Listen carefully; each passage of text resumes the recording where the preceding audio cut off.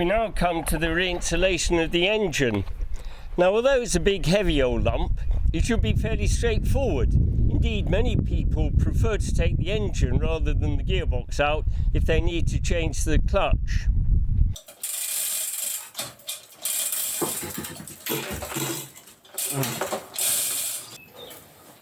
I hope I got the right engine here, because I don't want to do this again. No. I just thought of something. Yeah. It was a very, very, very tight fit, wasn't it? Yeah. With the headroom. I've now put these spotlights up here. Yeah. I may not have enough headroom. Gonna be damn close run thing. One more and that's it. No, not yet. I'm not clear. That's it. Right. Very tight fit. Very. Make sure that will catch. There we go. That was catching. Okay, it's the exhaust I've got to be careful of. Oh, wait. Wait.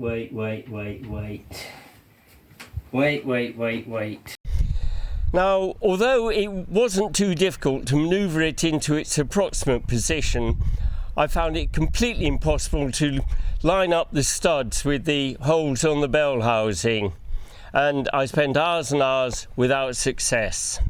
Now, the problem is you've got 6 degrees of freedom, 3 translations and 3 rotations, and with a 2-point lift, which is what I used for the engine, only 2 of these DOFs are controlled, and you've got to get the other 4 to line up in order to make the engine against the gearboxes. Now, if you've got a squad of good, strong guys, it's no problem, providing, of course, you can get them all pulling in the same direction at the same time. But for a single guy with a really heavy item like an engine, it's just not feasible. And if I was going to do it again, I would design a much more complicated lifting harness with trimmers and tuggers and so forth. Now, having failed to mate the engine against the gearboxes, I decided to go the other way, to take the gearboxes out, to drop the engine onto its mountings, and then mate the gearboxes up against the back of the engine. Much more manageable.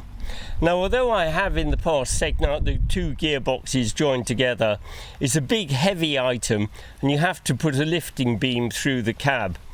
For a solo mechanic, I think it's much easier to take out the transfer box first, then the main gearbox, drop the engine in, and you can then mate them against the engine, and they're much more manageable.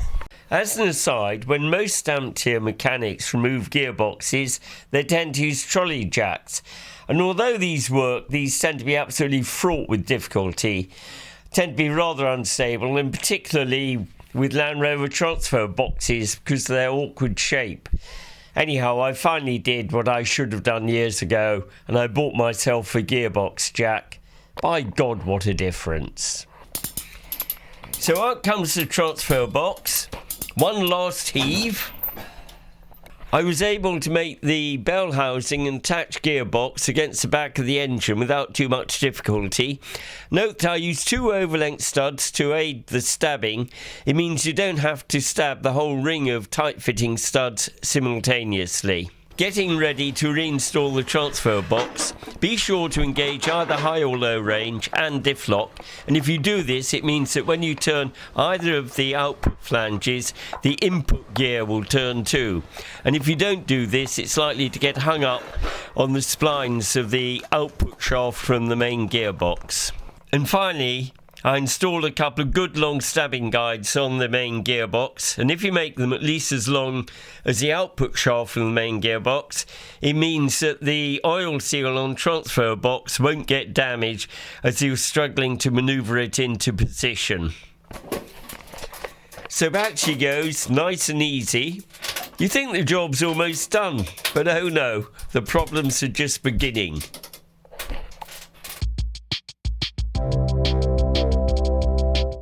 Now, when I got the engine and gearboxes back in and everything reassembled, I was finally able to bleed and to test the clutch. Now, when I did this, something was clearly wrong. The clutch pedal was incredibly stiff, it didn't want to move. I gave it a good hard push with my foot, and there was a bang and the pedal went soft. My heart sank. I knew something had broken inside. To cut a long story short, I disassembled everything, and to my horror I saw that the push rod had broken.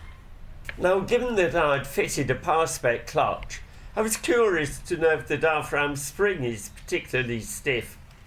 So I rigged myself up a little test, and I compared it against a standard clutch which I have lying around here. So this is my little test rig. I got the clutch cover here, I got a micrometer underneath bearing on the wearing face, and I've got a set of bathroom scales here. I make a note there, and I want to see how much force to give 0.5 millimeter movement. And away we go. So that's 145 minus 15, 130 kilos. So what did I find? At the end of the day, I found that spring stiffness is really very comparable. Having satisfied myself that the clutch cover wasn't faulty, I reassembled everything, as always, very carefully. But there was one difference. First time round, I hadn't noticed that LOF include a couple of small metal clips with their kit to hold both the push rod and the release bearing to the release lever. And these are very secure, much more so than the Land Rover originals. Anyhow, I reassembled everything, tried it out, works fine. We now come to the starter motor saga. I had this starter motor from the old engine reconditioned and transferred it to the new one. But when I came to use it, the starter motor span, but without turning the engine. So what the hell's going on? Very confusing. Looking into it, I find that there are two flavours of starter motor for this engine. There's the older one, which has a short nose, and the later one, which is more powerful and more reliable, which has a long nose. Unfortunately, the adapter ring, which I've got on the vehicle, is sized for the short nose starter motor. The long nose fouls against the adapter ring and it won't engage the flywheel. So what to do? I could of course stitch this starter motor and buy one of the earlier short nose types, but that would be a backward step. Less power, less reliable. On the other hand, with a cutting disc and a dab of well metal, maybe I could cut the long nose off this one. And there you go. Voila. Well, let's see if the modified starter is now going to turn the engine. Now for the really big one. Is the engine going to start for the first time in more than a decade?